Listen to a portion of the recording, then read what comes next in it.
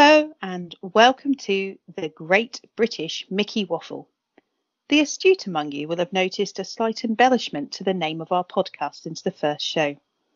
We became aware of an Irish show with a very similar name and didn't want to cause any confusion for you and make it simple for our listeners to find us. So, we hope you like our new Sunday best name and logo. And now, it's time to get on with some waffling. My name is Claire, and I will be your virtual VIP tour guide for this show. I have therefore donned my favourite plaid outfit, which translates to tartan for us over here in the UK, and will look forward to guiding you around the virtual points of interest we'll be discussing today. With me today on our VIP tour of all things Disney related are some other people who really love to waffle. So let's find out who they are. I'm Ben, I'm at CursedF1 on the Dib. I'm Becca, also at CursedF1 on the Dib. I'm Peter H on the Dib. And I'm Jill, and Jill H on the Dib. This is really easy, isn't it? I'm Samantha, and I'm Smiling Sammie on the Dib. Hi, I'm John, and I'm Walt for it on the Dib. Hi, I'm Lloyd. I'm half of Emma and Lloyd off the Dib. Thanks everyone, it's great to have you here today.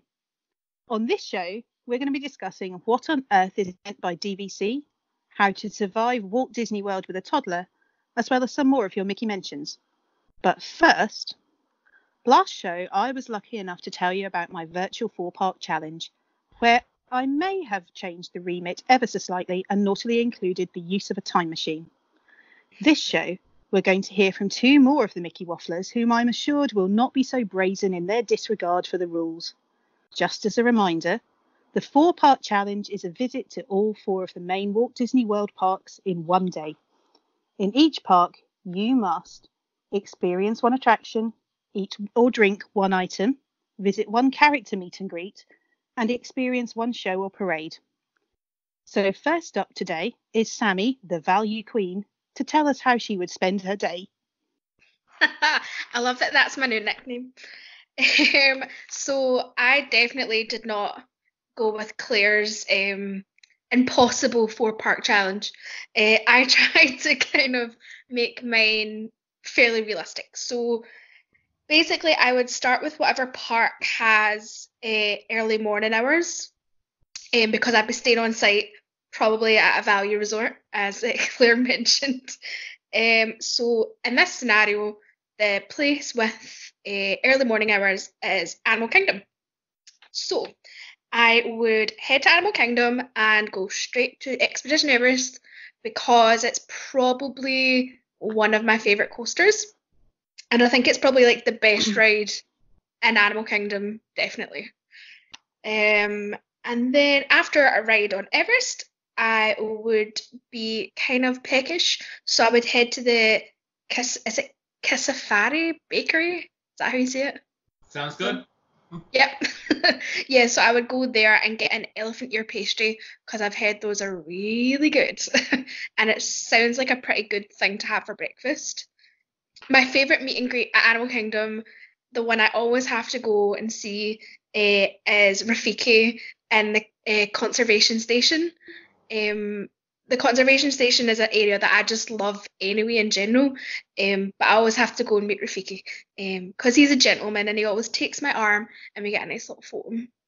So I do agree with John that Finding Nemo is the best show when it comes to the Festival of the Lion King and Finding Nemo, but time-wise, I've picked to go and see the Festival of the Lion King because it's much shorter than Nemo, and we're trying to fit a lot in here, guys. So after doing all that at Animal Kingdom, next stop would be Hollywood Studios, and I would hot foot it over to my favourite ride in all of Disney, and that's the Tower of Terror. We love the Tower of Terror, and it's never the same ride twice, and I always have a lot of fun on it. By now I'd be really hungry and definitely craving some nugs. So I'm definitely heading to Rosie's All-American Cafe to get some nuggets and fries. After filling up on food, I'm going to meet BB-8 because BB-8 is the cutest. And I just like how he beeps at me. I don't know why. I just like it. I wish I could beep back at him, to be honest, but I don't think I speak droid. And then I would go to The Voyage of the Little Mermaid, because that is a show I always have to go and see when I'm at Disney. I don't know why, probably because The Little Mermaid is my favourite movie, even though the show is not the longest. It's still like a cool little 15 minutes in AC, which everyone loves, especially in a hot day in Florida. So after Hollywood Studios, next up is Epcot. I would head straight to World Showcase to meet Anna and Elsa, because they're awesome. Why would you not want to meet Anna and Elsa? And I think they're probably the best meet and greet at Epcot. Feel free to comment later, guys, if you think that's wrong. But yeah, I would go and meet Anna and Elsa, and then I would grab a churro with some chocolate and have that as a little snack. I would also try and catch the Jaminators doing their thing, because I think they're great. I'm really quite into drumming. I used to do drumming at school, so I'm actually quite into drumming. And then I would head to Living with the Land, because I love that ride. I have to do it every time I'm there, and if they get rid of it, I will not be happy. Let's just leave it at that. And then last but not least, we're heading over to Magic Kingdom, and I'm riding Space Mountain because I love roller coasters and I will take any chance to ride a coaster. And then I would have to go and meet Ariel, because Ariel is my queen. She is my favourite Disney princess. I wish I was a mermaid, so I just go in and tell her how much I'm jealous of her. Then again, it's going to be quite late now, so I'm obviously going to need to eat. And I like going to Cosmic Rays because I think it's kind of like a nice chilled atmosphere. You've got a wee bit of entertainment. And of course, I'm going to get more Disney nuggets and fries, because like that's all I eat. So I would be doing that. And then obviously I'm going to finish off this very full day by seeing Happily Ever After in front of the castle, and then going to sleep, because to be honest, I'm kind of even tired just saying all that. So I think I'd be pretty tired doing it all.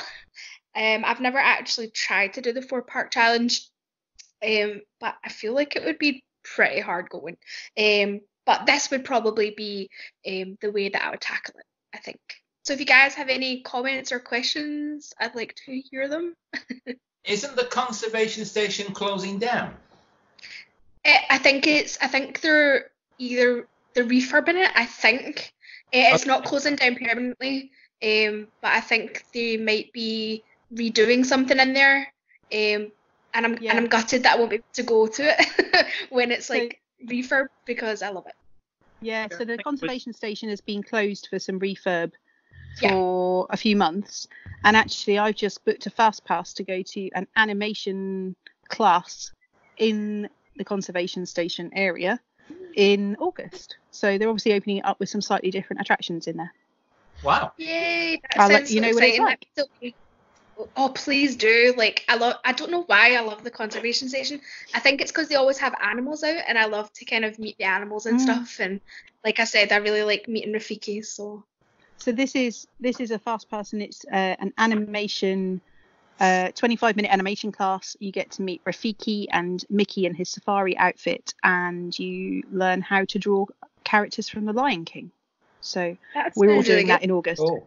I think that'd be a really big addition to Animal Kingdom as well, because they got rid of the one at Hollywood Studios where you could sit in the animation. Yeah. Fantastic. But I think for anybody listening who doesn't know where the conservation station is, you have to actually get the train. It's only a 2 or 3 minute train journey. You get to see some of the backstage areas where the animals are kept, and like you said in your 4-part challenge, it is a brilliant place to go and see when you're in Animal Kingdom, and loads of people miss it. We've never done it before. Yeah. Really? Yeah, we've go and do it. Yeah, just never ventured. Do it. It's great. Keep meaning to. And I think the train is right next to like where the safari and stuff is. That's right. It's kind of right by the that exit. area. Yeah, by the exit of the safari. Great. Thanks, Sammie. That sounds amazing. Although I have to say, I half expected your food items to be chicken nuggets in each pot. Well, I tried to shake things up a little bit. So next in line to tell us about their perfect day and El Capitan of Team Wimp herself, it's Jill. Hi. Yes, I am indeed Queen of Team Wimp. So no coasters, nothing scary, nice sedate rides for me. So a couple of things to bear in mind. We haven't been since November 2014. So there's lots of new stuff that we need to see. So I picked a day looking back at last November and had a look at park hours and ride times and all that kind of thing, because we like to go in early November.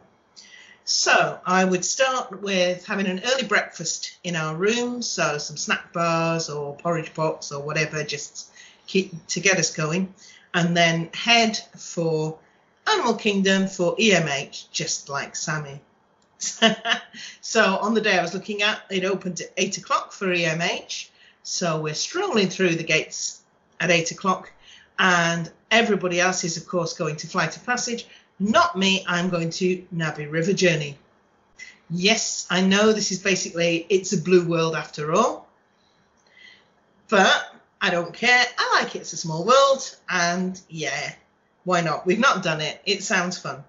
So basically we go to Navi River Journey. I looked up the wait times. It's about a 25 minutes wait on that day at that time. Once I've done that, I will have one of those night blossom drinks from Pandora with the boba balls in it, because they look nice. And I will wander down to meet Russell and Doug, because their meet starts at 9 o'clock. Now, after that, I had the same problem. I would love to go and see Nemo, but it doesn't start that early, and it is a longer show. So I've gone for Festival of the Lion King as well. First show, 10 a.m. So after I've done my giraffe and warthog impressions, I head out of Animal Kingdom, and I get a bus to Hollywood Studios. Yes, Sammie, I'm stalking you. But I am going to the rather unfortunately initialed Alien Swirling Saucers. They really did not think about the initials when they named that ride, did they? I will not comment further. So I'm going on the Alien Swirling Saucers, and I've got a fast pass for 12 o'clock for that. Once I've come off that, I will go to Woody's Lunchbox and I will grab a grilled cheese sandwich, because they look nice. And while I'm eating my grilled cheese sandwich, I will go and queue to meet Edna Mode at Pixar Place. Darling. Oh, darling, yes. Don't look back, it detracts from the now. It's a terrible impression. So anyway, I will go and meet Edna, because she just looks like she'd be great fun. And my show in Hollywood Studios, I'm inspired here by the one that we heard last week, and I'm going to go and see, for the first time in forever, the Frozen Sing-Along. There is a show at 1:30, and since I've got my fast pass for Alien Swirling Saucers, I've also got a fast pass for Frozen Sing-Along. Now, somebody's going to tell me whether I can do that or not, aren't they? Somebody's going to say, well, they're both in the same tier or whatever. Well, whatever. If I can't get a fast pass, I'll just go in anyway. Okay, so after that, it'll be about 2:30. So I'm going to grab a boat to Epcot. I'm going to walk all the way around World Showcase until I get to Mexico. And yes, would you believe it, I'm going to go on the Grand Fiesta Tour. This is because no way am I going to wait for the Frozen ride without a fast pass, because that is probably still going to have pretty long lines. I will do it, but I'll do it another day. Grand Fiesta, well, what can I say? I love the Three Caballeros. There is a very bizarre, weird, trippy film that they are in, and it's just one of the strangest things you'll ever see. But yeah, got to go and see the Three Caballeros. So Grand Fiesta Tour. Had a 20-minute wait when I looked up. That looks about right. While I'm in Mexico, just outside, I'll go and see the mariachi band. And they are doing the story of Coco with a big puppet. That looks amazing. That was about 4:15. And that then leads us on to the food and meat, which I'm very cheekily combining the two, I'm going to garden grill. I've got an ADR for 5 p.m. So that means that I can have a nice meal and I can meet loads of characters and out by maybe 6:30. So leave Epcot, monorail to MK and go straight on the Haunted Mansion. Love the Haunted Mansion. Love Phantom Manor at DLP as well. Anything like that is great for me. Now, meats, I've got a slight problem in that lots of the meats are over by then. I really wanted to meet Gaston, but he finishes about 4 o'clock, so he's probably, knocking back pints in the tavern by then. So I can go to Pete's Silly Sideshow. Now, I've met Minnie and Daisy there before. They were utterly brilliant. So this time I'm going to meet Donald and Goofy at Pete's Silly Sideshow, and they are dressed as like sideshow characters, and that's a fun meet to do.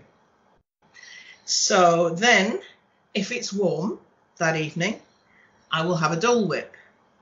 If it's not, as by then it's probably going to be about 8 o'clock on a November evening, it might be a bit chilly, I will go for the cheeseburger spring rolls, because I haven't tried those and they sound good. And finish the day, I'll probably bump into Sammie because, this being the perfect day, there are no crowds and it's really quiet. Yeah, right. Yeah, and we'll watch Happily Ever After, and afterwards Once Upon a Time as well, which is straight after it, isn't it? I haven't seen those at all. They're new since we were there, so that'll be brilliant. So that will finish my perfect day 4-part challenge. Hey! Brilliant. Yeah, can I ask you a question? Yeah. Have you ever done like the big attractions, or did you decide right from the beginning that they weren't for you? Ooh, well, not at Disney. Peter did in the very early days when we were getting to know each other, take me to Blackpool Pleasure Beach and got me on the Avalanche. And I remember coming down at a rate of knots shouting, "I'm not marrying you anymore!" He had to take me for a crepe with Grand Marnier on it to recover afterwards. I just don't like the sensation of the big rides. I don't like losing my tummy. And basically I've decided, no, not for me. Other people can enjoy those and I'll do the more sedate stuff. It's very useful. It's very useful because then Jill can carry everything while I'm on the rides. Oh yeah, if you are at Universal at the same time as me, I am basically your mobile locker. What about everyone else? Are there rides that other people don't do? Nope. Somewhere in between. Don't do the really big rides, but I'm happy to do things like Space and Splash and Big Thunder. That's about my level. So you don't really do like upside down things? Never done one. Might be going on Rock and Roller Coaster this year though. Do it! Yay! Do it! I'm gonna get dragged on it by. Yeah. Oh man. Make it happen. Yeah, my other half. Error. Yeah. My other half does not do spinning. Oh, I don't do teacups. Yeah, no, Dan doesn't do Because I love the teacups teacup. or No. anything spinny. So no, Alien Swirling Saucer's really good. This is the great thing I think about Disney, is that there is something for everybody and there is so much to do if you're not into the big thrill rides. Yeah. That is very true. I'll literally do any rides. Anything. Talking of things that fill you with fear, a golden question that often crops up in relation to Disney Park Holiday is, what is the best age to take children? While many people opt to wait until small people are tall enough to ride the attractions that Jill won't, some of us crazy people have taken a toddler, and sometimes more than one, on a trip to Orlando. To tell you more about the highs, lows, top tips and survival tactics when taking little cherubs to Walt Disney World, here is Lloyd, who has first-hand experience.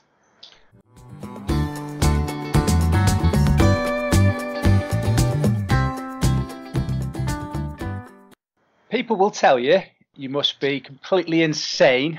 It's not going to be a holiday, you're not going to be able to relax, or why bother? They won't remember anything. It's going to cost you an absolute fortune.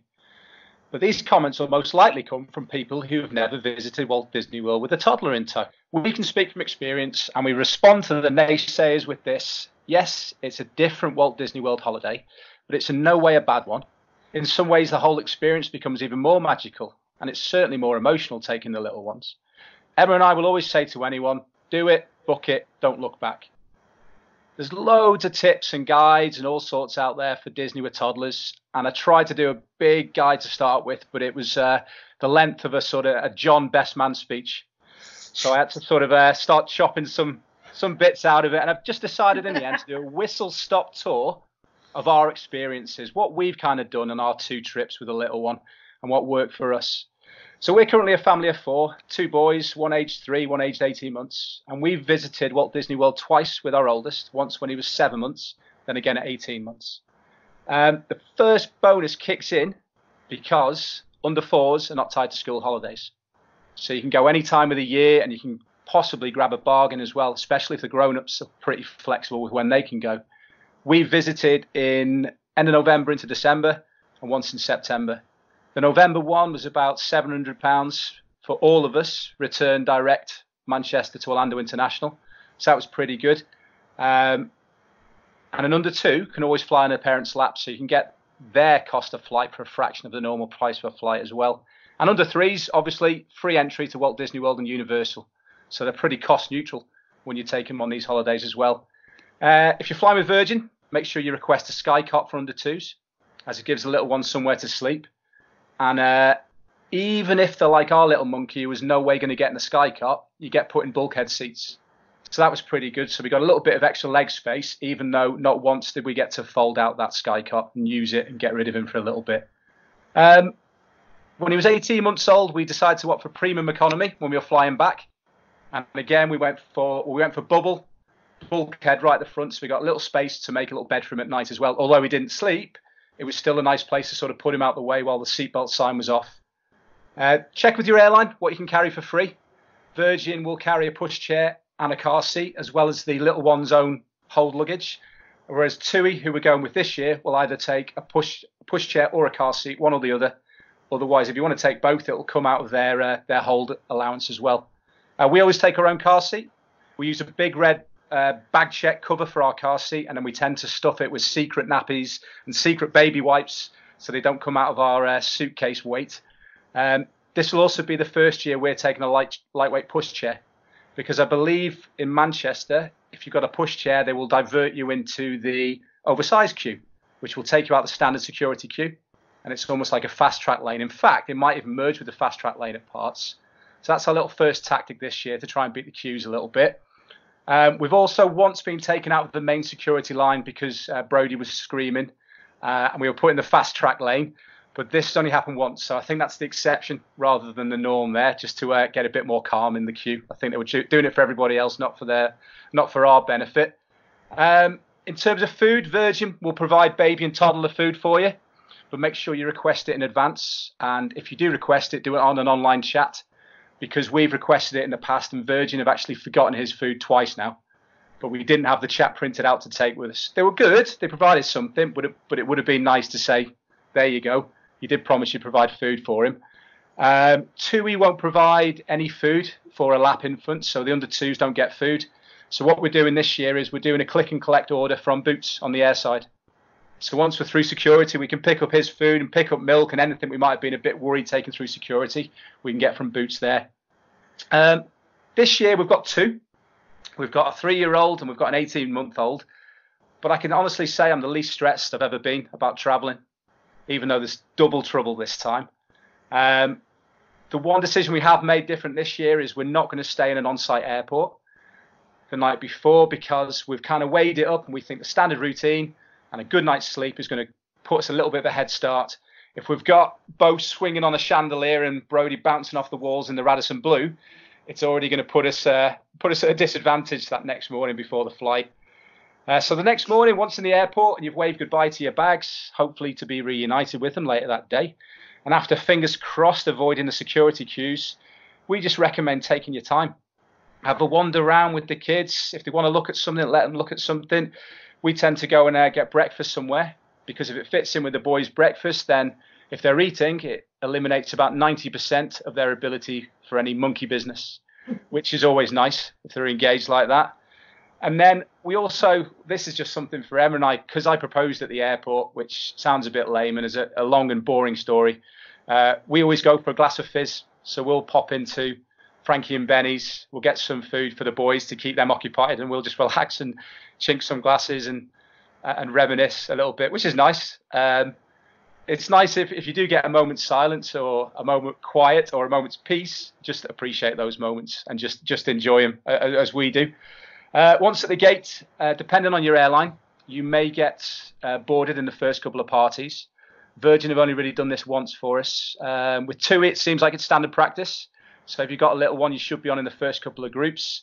If you're not, don't stand up in the queue. Don't stand in yet another queue. They're not going to leave without you unless you're very, very late. You've got reserved seats. It takes a heck of a long time to load a 747, the Virgin VS075 going Manchester to Orlando. So sit down. Don't be that party that as soon as the gate opens stands right at the front of the queue, but they're the last ones, they're the last rows to board, so they're just standing for an extra hour. Don't be those people. And then once on the flight, the main thing I would say, and Emma would echo this, is don't fear it. Don't be afraid. No matter what your child is like, don't fear it. I was so stressed the first time going away for the flight there and for the flight back, because I just anticipated a little crying monster just with all heads in the plane turned towards us. But even though Brody would never sleep as a baby, he slept on the plane. I think the buzz and the hum, he slept, which was, we were just flabbergasted and we just enjoyed it, and we wondered why we were stressed. And on the way back, he slept a bit as well. And even though we know he's just the most unsettled boy, he was the most unsettled baby, we actually got people sort of saying, oh, we didn't hear a peep out of him, which we never would have expected in a million years. So don't stress. No matter what your kids are like, it's only an 8-hour flight. It's going to come to an end, whether they're crying or not. Take solace in the quiet moments. If they do fall asleep, grab a drink, turn on the in-flight entertainment and just go, for a few seconds. Just enjoy those quiet moments. Landing, just think about any possible delays between landing and getting to your airport. So dress the kids accordingly. So if you have put them in, say it's November and they're in their sort of winterish clothes getting on the plane, get them changed now before landing. Put them in something nice and light and airy in case you are stuck somewhere on that chain from the airport to your hotel. And once you've landed, there's that big decision if you're flying into Orlando International. Bag check or bag drop to get your bags over to the terminal, or are you going to take your caravan of luggage up the escalator to the monorail? Now, if you've got loads of luggage or you're traveling with kids, that decision becomes a little bit harder. I've always opted for going up the escalator, because if you use the bag drop and there's a thunderstorm, it can ruin your day. They won't transfer your cases over if it's raining. And if your kids are starting to get tired and start to play up, you want your bags. But if you're going to do that, it's a military operation to try and figure it all out. So I've always carried the bags up, and Emma has as well. We've never taken a pushchair before if we're going into Orlando International, so that's one thing not to worry about. I've used a baby Bjorn, so I've strapped Brody to my chest. One less thing to worry about yet again. I used to have a beautiful Italian holdall when I used to go on lads' holidays. That's out the window now. I've got an Osprey backpack as my hand luggage. Not very cool, but it's dad hand luggage. So that's strapped to my back. So I've got Brody on my front, that on my back, 2 hands free for 2 cases, and the car seat, which we always take, just balances on top of one of the cases. Well, it did the last time we went because Emma was pregnant and she couldn't carry anything. These times now Emma has hands, so she can do her own little piece. But yeah, if you can go up the escalator, just be prepared. If you can use that bag drop, that you may be waiting for some time. But this year we fly into Sanford. So it's a luggage trolley all day long, back of the net. We've used Alamo car hire for our trips with the kids. Basically, the price is a lot of the time better than a lot of the others, but skip to the counter.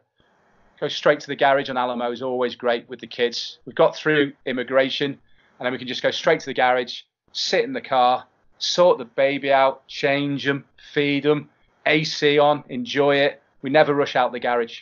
And it gives Dad a chance to get used to the controls on the car, load Google Maps, set everything up, and then we leave the garage. Choice of hotel, people have different preferences of what they want in a holiday. We love staying on site Disney, and we stayed Animal Kingdom Lodge the previous 2 times because we were able to rent DVC points, and it worked out about £90 a night. We rented in, we managed to request Jambo House. So in Jambo House, the chances are you are going to get some sort of view. So £90 a night, and we got a partial savannah view, which was brilliant. It's DVC, so there's a studio, so there's a fridge for food for the kids. There's a microwave for sterilizing bottles and also for making their food as well. And there's the balcony. So once they're asleep, it's not necessarily lights out, all out. We can go and sit on the balcony, have a chat. If you want to top up the wine, yes, you've got to be a bit like a ninja and creep back into the room and get another drink. But it gives you that little separation. And we're kind of taking the same tack this year, or we're staying Universal, so we're doing Cabana Bay. We've got a family suite. Again, it gives us a kitchenette, big fridge, microwave, and we've got this beautiful slide-in door. So when the kids are in bed, sliding door comes across and it separates the bedroom from the lounge. So we get our own little sort of mum and dad space after they go to sleep, which is great. I would say if you just get in one room and the kids are going to sleep, it will tend to be lights out, all out. So I would consider somewhere with a bit of separation. Maybe if you're not staying on site, you could get a 1-bedroom suite, something like that, just to get the separation from the kids, which you do need. Mum and dad need their own time after the kids go to sleep. We've always placed orders to come to our room. So most people do this anyway, but for the kids, we got like a grocery delivery first time. So we knew we'd have baby food, we knew we'd have milk, and we knew we'd have wine for mum and a beer for dad, which is important after that long flight. Strollers, we tended to rent stroller the first time. It's about $110. Second time we got a bit savvy and got an Amazon order of a stroller. So we paid about $220 for a baby jogger City Mini GT. That won't mean anything if you haven't got kids, but it's what you get standard from Kingdom strollers, magical strollers, places like that. So in essence, the difference between renting and buying was about $100. So I got a pushchair to take home for $100, and it would have cost £300 here. So we kind of felt like that was a win. Anyway, I've rambled for ages, and I've not even touched Walt Disney World yet. This might have to be chapter 1 of another chapter down the line somewhere. I'll just quickly touch a little bit about visiting Disney. So you can get them for free if they're under 3. So that's good. They don't cost you a lot. Our biggest tip there would just be saying work to the kids' time frame. If they're getting grouchy, if they're getting unhappy, if they're getting hungry, you soon will just follow suit. You'll start getting grouchy. You'll start getting unhappy. So our days in the parks were pretty much 3 fast pass rides in that park, maybe another ride if it's a really short queue, and back to the hotel. Depending on the little one, we might pop out again. But having that expectation in advance is you're not going to have the standard Walt Disney dusk till dawn holiday unless your little one will maybe sleep in the pushchair. And that's the approach we took. So if you're in the park and you can sense a rebellion rising, you just need to march out of there like the First Order really quick. That's a Star Wars reference there, Sammie. You can use that when you go on that movie podcast. Disney has some really good facilities for babies as well. It's got the baby care centres, which always seem to be on the left in all the parks. I don't know if that's intentional. Some are further from the entrance than the others, but they always seem to be left. I don't know why that is. But the baby centres, they have AC, they have dark, quiet rooms for feeding. They have all the stuff you'll need, nappies, all the extras. They're brilliant. They're on the park maps. Find them, use them. Even if you've got slightly older toddlers and infants, there's a TV room. If you just need to chill them out a little bit, utilise them. They're absolutely brilliant. And while mum's in there with the kids, dads can go and ride Test Track if it's an Epcot, or Space Mountain if it's Magic Kingdom, like I did and got in a little bit of trouble with because it took a little bit too long. If you do want to ride rides, and both parents do, use child swap. Loads of guides out there for child swap. Basically, while one's riding, the other one stays with the kid. The rider gets, in essence, a sort of ticket fast pass for up to 4 people. And I think it's up to 7 days to use it. So it's great. Only proviso is the cast member needs to see the pushchair and that family member most of the time. Apart from soaring, because the land pavilion doesn't allow any pushchairs in. So the cast member just has to trust you. So I'm sure that's never been abused for that to get that little fast pass. Use single riding where you can as well if you want to ride. But do you know what? I love sharing a ride. So the good thing about Disney is we could go on with a baby. Like even Pirates of the Caribbean is a bit of a drop. It's in the dark. we had a baby in our arms. It's fine. So we could go on all together, which was really nice. We had one little hack we found. We had a fast pass for the Little Mermaid ride where you're riding the seashell. But I went down the wrong queue and we ended up in the meet and greet for Ariel. But our fast pass ended up working for both, which was quite good. I don't know if that was just the cast member pressing a button or if it's a hack that it covers both things. But it didn't bode well for me because I got told off coming out of the meet and greet with Ariel because I allegedly had a wider smile than Brody when we met Ariel. So it kind of backfired. And I don't think it's flirting, right, with Ariel to ask her, what do you prefer having, legs or a tail? I thought that was a really insightful sort of like David Frost-esque question for it. But apparently it's flirting to ask Ariel that. Yeah, but anyway. Even though Walt Disney World's getting busier and busier all the time, there's still places where you can find solace, that little bit of peace. What's it called? The Tamu Tamu Refreshments in Animal Kingdom. A little courtyard behind there, which early morning, mid-morning, it's quite quiet. And you can get a Dole Whip out front. So we just, when Brody was 7 months, we'd go in there and feed him for half an hour. No one else around. It's shaded. It was great. And you can find places like that in all the parks. If you just go slightly off the beaten track a little bit, away from the rides, there's always seating areas. Contemporary as well. We went out onto a fireworks viewing station during the day. There's no one really there because it's daytime. No one had to watch the fireworks unless they're really, really efficient.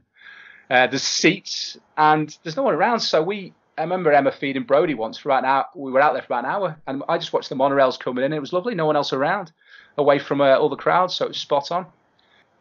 One big tip that we think will work well for us is introduce your little one to swimming, or at least swimming pools before you go. If you go all that way and you've got a fantastic pool, like we had Uzima Springs in Animal Kingdom Lodge, brilliant. We spent hours in there. But if we'd have got there and Brody hated water, it would have just taken away this free resource for entertainment, where he whiles away hours and hours and hours at the time. So we had hours of entertainment for Brody in the pool. So just introduce your little one to swimming. And there's also other activities around the pool of an evening. So there's films by the pool as well. So if your little one's old enough to appreciate movies, it's the film's always shown within walking distance of the pool bar. So mum and dad are entertained as well for a little bit. The most consistent we found about our little one at 7 months was his long afternoon nap. So we'd use that opportunity to basically do something that took 2 hours. So we'd go and have our afternoon meal or evening meal in that window. And it was early, it was around 3 o'clock. So we'd drive out of Animal Kingdom down Sherbeth Road onto the 192. You'd take about half an hour to fall asleep. So we'd be singing lullabies for half an hour driving up and down the road. And then once he was asleep, it was like quick, we just pull into the nearest restaurant, run in with the car seat, and then just enjoy our sort of evening meal at 3:30 in the afternoon. But that was the only sort of time we had to do it. So I just say utilize whatever routine they're in. Just use the advantage of times when you know they're definitely going to have a nap, and shift your day around to suit that as best you can. Character meals went down really well. Under threes are free again for character meals, so that's good. Again, fit it around your little one. If they're going to be tired at that time or asleep, it's not worth mum and dad paying all that money if they're not going to really appreciate it. But we did Ohana when Brody was 7 months. It was brilliant. He almost took off because he was flapping his arms so much when he met Mickey. It was lovely. On Pog Juice as well in Ohana. Yeah, absolutely beautiful. Pomegranate orange and guava. They do it in Garden Grill as well. It's fantastic. Try it if you haven't tried it already. I'll end with this sort of little thought. If you can, pack babysitters. I know it's a little bit of a cheat, but we were lucky enough to take the boys' grandparents on our last trip. And it just gave us, we didn't want to impose on their holiday, but it gave us that little bit of flexibility. Emma and I got a night out, so we went to Gico, and it was just nice to be a couple. Didn't stay out too late to take the Mickey. Pun there. Out of mum and dad. We went back at a nice, reasonable time. And also in the parks as well, it just meant we got to experience, Emma and I got to experience like the rides we couldn't go on with Brody. So we got to do the mountains together. It's not always possible, but another family with you, maybe you're in the same boat, just gives that little flexibility of swapping around who's looking after the kids, or people can do stuff together. So what I'd say as a parting note for this little chapter of what I'd loosely called tips, I'd just say again, if you want to go with your little ones, just do it. Don't look back. enjoy the time that you get together as a family, especially when they're little. And it's such a magical place, especially when they're little. Make amazing memories together, even though the little ones might not remember it. You will, and you'll cherish those memories. And you can show them the photos when they're old enough to appreciate them anyway. And they'll be interested to see what they did. So just do it, book it, don't look back. Thanks, Lloyd. I agree completely. Well done. I think it's a good overview of some of the ways to make a successful trip, actually. We've taken our kids many times, and our youngest, she was just 10 months when we first went to Walt Disney World. And having her in a buggy was actually easier than letting her walk around the next year when we went, and she wanted to be free. That was really hard. We used one of the backpacks with reins, which was great, actually, because then she had both her hands free, so she could do things, and she felt like she was able to use her hands to, touch all the stuff in the shop she wasn't allowed to. And yet we still had her under control and safe at the same time. So we used one of those little backpacks. That was quite good. Yeah, that's great. We found that, as soon as Brody could walk, if he wasn't sleeping, he wanted to get out of the pushchair. And it's just that, you think it's going to be easier the older they get, but it's just different, isn't it? There's different things. Some bits are easier and some bits are a little bit more taxing. Definitely. We spent hours walking around the plane when he was old enough to walk. So first time he was just in his mum's arms, feeding, or just sitting there really. But as soon as he could walk, he just wouldn't sit still. But it's fine. We shared marching duties. So that was kind of nice. And people are lovely, aren't they? People going to Disney, 9 out of 10. You always get the one, but 9 out of 10 are just in a great mood. They fuss over them, don't they? And even if they're crying, they're still, they're still sympathising with you. Definitely. We also did you use any like wristbands with your phone number on, or things like that? The temporary tattoos you can get, which you put your contact details on, because that always worries me. Child slips hand away and then they're gone and you can't see them in the crowd. The lost adult, lost child situation worries me. So I remember with our oldest child, where I got some beads with letters and numbers on and made him a bracelet which had my phone number. That he wore the whole time we were there, just in case something happened, they could contact me. Yeah, that's a great idea. I'm so sort of petrified of the world since I've had kids. Everything scares me since I've had kids, and so I just didn't. I was always eyes on or in contact with them. But that's a great idea. We did have a plan that if we turned around and Brody wasn't there, I would sprint straight to the front entrance of the park, whilst Emma alerted the people around that immediate area. That's how scared I am of the world since having little ones. But, I get it.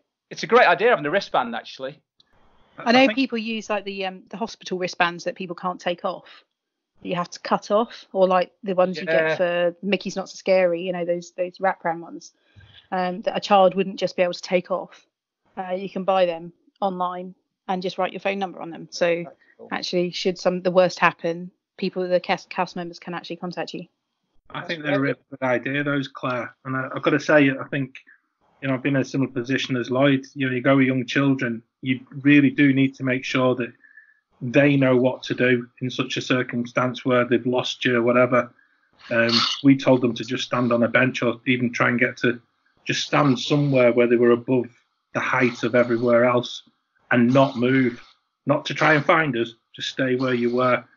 And thankfully, we're through the other side, and I think they've now got phones, so it's really easy now. But do you know what, John? Actually, saying that, I saw on the dip recently somebody asked for them to send them a picture of the latest cast member name badge style, so that they could show their child before they went, so that they knew what to look for in the situation where they got separated. And I think that's a really good idea, and I'm going to be doing that with Millie before we go this summer, so she knows exactly what a cast member badge looks like. I mean, she's fairly bright, but it just means that little reassurance for everybody that she knows what to do if something happened. And it's not a way of trying to make your children feel afraid within such a magical place, but actually they need to know what is the worst case scenario. And like Lloyd said, trying to cover the exit or trying to cover anything else is so difficult. And, it's just a case of letting your children know what to do. Definitely. Thanks, Lloyd. So now we've covered the issues and the brilliant bits about taking toddlers to the magic. maybe this could be a series of sections. What do you think? Maybe we could cover going with teenagers, a no child visit, solo visitors, and maybe travelling with or as seniors. What do you think? Sounds good. Sounds good. Yeah. Yeah. So maybe that's something we'll do in a future show. I went with my 1-1. Never again. We've all got a story. And can we just rewind, Lloyd, to the mum was with Brody in the childcare centre while you went off and did rides? I couldn't feed him. It was biologically possible, so I just would have got in the way. Yeah, heard that. I agree. Okay. I must admit, Lloyd, I loved your bit about kids not sleeping on flights. You know, it gets worse as they get older. Yeah, I think because he was so little, the hum got him okay. But when he was 18 months, when we were up in the bubble, it was so quiet, and he didn't sleep all the way home. He was quiet, he was playing, but he was just that bit older, and he just wouldn't sleep. Mine just don't sleep on a flight at all anymore. We've had that as well with Mills when she was about 15 months. It was the second year we'd taken her, and I was panicking that she was going to scream the whole way. She didn't. She had her own seat. We bought her own seat because I thought I can't have her sitting on me the whole way. And she didn't sleep at all. And we got to the villa. She fell asleep in the car on the way to the villa. And then we got her there, put her into bed, and she slept till like 6 o'clock the next morning. But we were awake from like 3, looking at her, going, "She's going to wake up. She's going to wake up. She's going to wake up." But she didn't. And then she was fine. She didn't have jet lag at all on the way out. She just got on with it. Far better than the rest of us.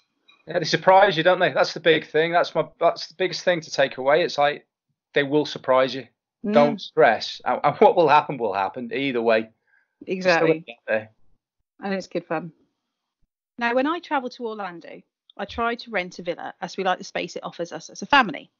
There are lots of hotel options, deluxe, cheap, condos, and everything else in between. But what about DVC? We've been tempted to view the properties on site many times, and we've even stayed at Old Key West a couple of times, but we really don't understand very much about it. Is it just another timeshare? Well, here to tell us more and how it works are Ben and Becca.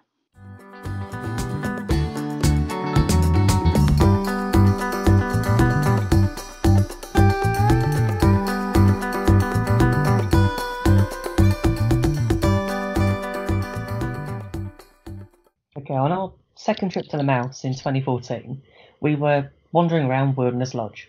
We wanted to know a bit more about the rooms at the resort because we just fell in love with it.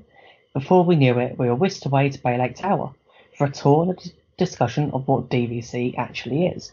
We fell in love with the rooms at Bay Lake and realised that DVC was something that we were serious about. We really liked the idea of coming back to the magic every year and being able to stay at deluxe resorts.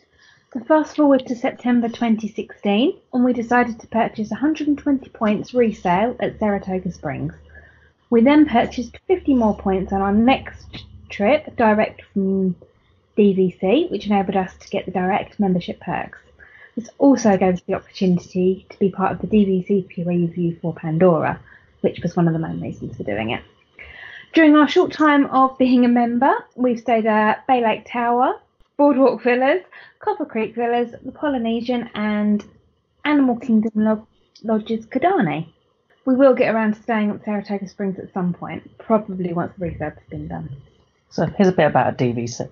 Disney Vacation Club, also known as DVC, is a points-based timeshare run by Disney. It currently consists of 14 deluxe resorts, in which 10 of them are based in Walt Disney World. The newest resort, which will open this year, is the Riviera Resort, which is located in the Hollywood Studios. When you become a member, you're purchasing a very tiny piece of Disney real estate for up to 50 years. As well as the upfront costs, you need to be aware there are maintenance fees, which are paid yearly and vary depends on how many points you have and which resort you purchase into. Each year, an owner will receive their allocation of points for them to use that year or to be banked to use with the following year's points. You can also borrow from the year ahead if you so wish. With your points, you can book stays per night or per week at any time during the year. Points may vary on the season. To become a member, you can either purchase directly through Disney or through many resale companies. It can be a cheaper option to buy resale, but there are some benefits that are only available when purchasing direct, such as the discounted annual passes, dining and merchandise. Another benefit for direct owners is that points can also be exchanged for nights in other Disney hotels and resorts worldwide. There's also an RCI exchange program, which means you can trade your points for stays in non-Disney resorts across the world. Bear in mind there is a $95 exchange fee. However, the RCI isn't exclusive to direct owners, so it's a big plus for resale. As part of our future trip planning, we like to use the DVC calculator, which can be found in the Other Planning Tools section on the DIB. All we have to do is enter the dates we'd like to stay and the hotel and room type. This shows us instantly how many points will be required for this trip. Alternatively, you can use the DVC points chart to see at a glance the price per night or week for each room type at each resort. All you have to do is select which resort you're planning to stay at.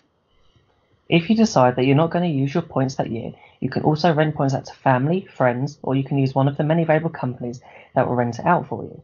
Would recommend the rent or request DVC point sections on the DIB, which we'll be discussing more in a future show.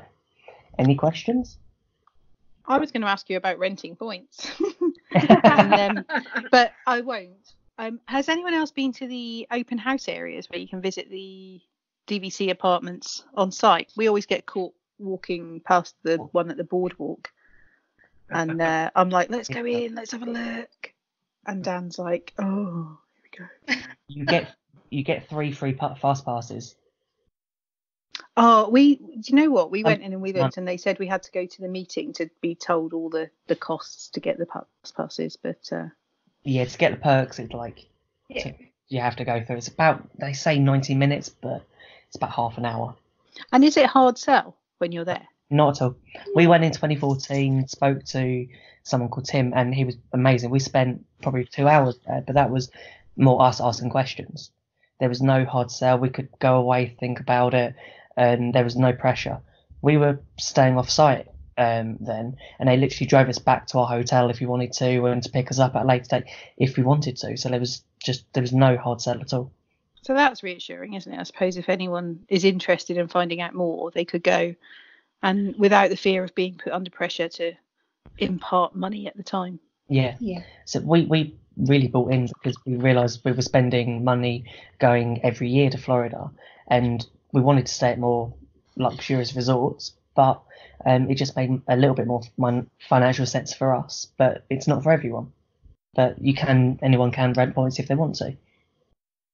Yeah, I can see how it would be really beneficial if you were taking several short stays a year, like in the US they go for 3 or 4 nights, or 2 or 3 nights here and there, a couple of times a year. That would work really well.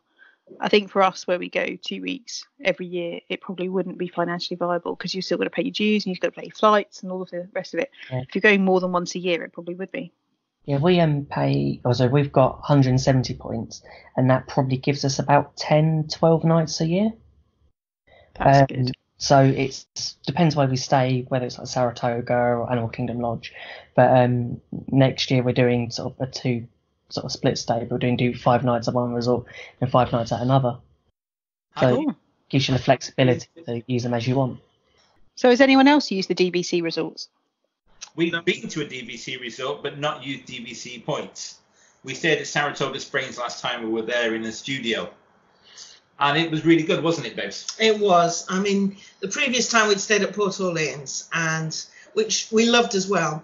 But with Saratoga, having the little extra bit of space, proper wardrobe, little kitchenette, so you had your microwave and your toaster, and, sort of plates and cups and things.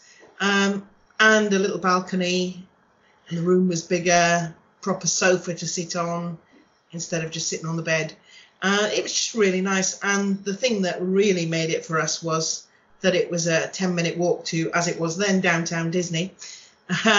We could be at Marketplace in 10 minutes, which was just utterly amazing. Next year, we're planning a big holiday. We're not sure where we're going to go. Well, WDW or Tokyo, excuse me. And we've been checking out renting points to stay at somewhere really nice, like we've always wanted to stay at the lodge, haven't we? Yeah, Wilderness Lodge. When we first started looking into going to Walt Disney World, Wilderness Lodge was the place that really attracted us. And then we saw the prices and thought, okay, maybe not. And we went there to eat at Artist Point. And as soon as we walked into the lobby, we thought, yes, we want to stay here. We want to go here. And frankly, the prices that they are charging for normal stays, there is no way we can afford that. So certainly renting points is a very attractive option for us. We've rented at Jambo House Animal Kingdom twice and Kidani once, and we also did 6 nights at Grand Floridian for our honeymoon as well, which was rented points, which is brilliant value wise compared to the nightly the rack rate on the room. It was a massive saving by renting points, and it's Grand Floridian. You know, it was fantastic, really good. And it's interesting, isn't it? Because the rooms are far more spacious. Certainly the 1 bedroom at Old Key West, which is what we've rented a couple of times, is enormous. It's just huge. It's bigger than the square footage of some of the condos that you rent. So, and also, I suppose that you've got all the benefits. Ben, do you get room service? I mean, do you get mousekeeping and things like that when you have DVC? It's slightly different. They do like what they call trash and towel, but it would be every 4 days you'd have them come in and just do a basic clean, and then every 8 days they do a full clean.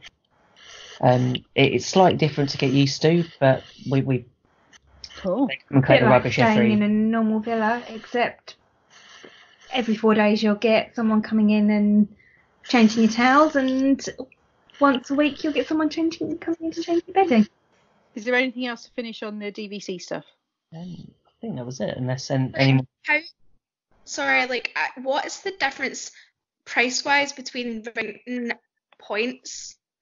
Do you know what I mean? Like, what's the difference between booking a normal holiday and renting points? Well, a normal holiday. We've never rented points before, so it's. We did a lot of pricing up lately, and basically for the same price as 10 nights at a moderate, we looked at Coronado Springs, which was the cheapest. We could do 10 nights at Boardwalk, or I think Copper Creek and Wilderness Lodge was not much more. I think the issue, Sam, is you're not eligible for dining plan if you're renting points. No. Yeah. Yes. So if you not free dining. Not free dining. Yeah, for free dining you can't. So at the moment, where the free dining offer's on for next year, if you were renting points, you wouldn't be able to do that. So you've got to do the maths. You get the kitchenette in the studio, which kind of, if you're a bit savvy and you can do some target runs and things, because it's like a pretty good sized fridge. So you can have cereal, milk, stuff for making sandwiches. You can really cut down a lot of the costs of eating out anyway. Polynesian and Grand, they've got 2 bathrooms.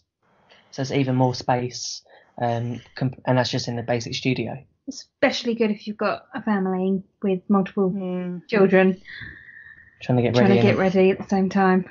And there's a TV in the mirror as well in Grand Floridian, in the villas at Grand Floridian. That's cool. Yeah, TV in the bath. Awesome. We have one of them at home. Steve can. I have to say the Copper Creek Canyon DVC properties look just unbelievable. Yes, they do. Yeah. I keep looking at them going, I need to stay there. It's like someone has pimped Centre Parks. Yeah. And added Disney. All sorts of things down there. Yeah, it's amazing. Yeah, the outside area is really cool. The little terrace with the seats and the little hot tub, and I need to stay there. Yeah, Copper Creek is amazing. We were in a room that was by the lift, and we just got the bottom of the lift and walked straight out to the pool. It was like brilliant. 15 steps away. Gosh, that's amazing. And we also had view from our balcony to see Happily Ever After fireworks. Some of them, anyway. Especially if you're in the Copper Creek section of the hotel. That's very cool. I definitely need to stay there now. Stay there. Yeah. I'm going to make Dan listen to this. Hint, hint. Tell him it was his idea. Absolutely. The My Big Fat Greek Wedding. The mother says the man is the head of the house, but the woman is the neck, and the neck can make the head turn any way it wants. Shall we move on? Yes. So, here at the Mickey Waffle, we do like the sound of our own voices, but we also like hearing from our listeners. Let us help you celebrate anything you have going on with a Mickey mention here on the show. Weddings, birthdays, anniversaries, bar mitzvahs, they're all welcome, along with your holiday countdowns and your destination departures. Here are some Mickey mentions for this show. And I've got the first one, and it's for a waffler. It's for John, and he's got 33 days and counting for his next family trip back to the magic in Orlando. Yay. Can I go in your suitcase, John? More than welcome. How many days are you going for this time, John? Oh, it was 27 days, and we're back for... What? That's well, for John. If you're Rude. You're paying for that. You might as well stay as long as you can, hadn't you? You know. Wow. Yeah, Well, here. We have to be back for GCSE results day, so we've sliced a day off the very end of it. Oh, I feel for you, John. Really do. Yeah, but I've still got last year's trip report to finish, so Yeah. panic state. I keep getting messages that people are sort of now harassing me. I've seen your countdown. Will you get finished? How long's 27 days going to take you to do, though? It just takes me all year. It's sort of, it's the usual. You come back and then you start, and then it kind of gets finished before the next one. It's a labour of love. It certainly is. It certainly is. The nicest thing of all is you get to remember last year's holiday before you start this year. I've got a couple of Mickey mentions. The first one is for our very own Becca, who will be celebrating her 29th birthday on the 1st of July. So a very happy birthday to Becca. Happy birthday! Happy birthday! Thank you. The second Mickey mention I've got is actually for a family from the DIB, the Ritza family, for Neil, Karen, Reese and Katie, who are following up their winter trip to spend 4 weeks in Orlando this summer, obviously making really good use of their annual pass that they got for their previous trip. They're staying at Port Orleans Riverside, Orange Lake, and then a villa at Champions Gate. Hope you guys have a fantastic time. I know that your children and mine are already planning what we're all meant to be doing, but we'll see you all real soon. I've got a Mickey mention for Claire, Morgan and Millie. They're going to Disneyland Paris on the 10th of July. I don't know how many days that is on the countdown, but it's only around the corner. So have a great time. And maybe a trip report when you get back. Oh, yeah. We want to know all about the Lion King stuff. Yeah, Lion King. We're going to do the Lion King signature package. So who knows? Yes. And I've got a Mickey mention as well. I've got a Mickey mention from Lloyd, and it's to do with his son Brody. Now, Brody is 3 years old, and he has just done his first swimming lesson without mummy or daddy in the pool. And not only was he brilliant at it, he was also really brave, and he jumped in at the end all on his own. So well done, Brody. Yay, well done, Brody. Well done, Brody. We would love you to send us your Mickey mentions, and you can do that by emailing the team at themickeywaffle@gmail.com. That's themickeywaffle@gmail.com.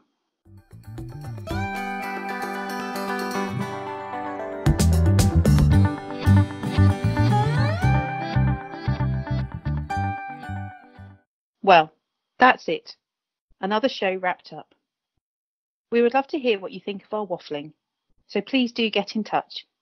You can email us at the same address or post your thoughts on the Great British Mickey Waffle forum on the DIB. We're also available to follow on Facebook, Twitter and Instagram at GB Mickey Waffle. Make sure you like the pages and set up to receive notifications. Very shortly, We will be live in iTunes, which means you can subscribe to receive it automatically in your downloads. In the meantime, you can find us at www.themickeywaffle.com. We really do appreciate the time you've taken to listen in your busy lives. And you've actually made it all the way to the end, so congratulations. Yay. And all that's left to say is please join us for the next Mickey Waffle. Just like Nutella or fried chicken in Liberty Square, the waffle just wouldn't be the same without you. If each of you could leave your earpieces and tour schedules on the way out, we'll look forward to seeing you next time.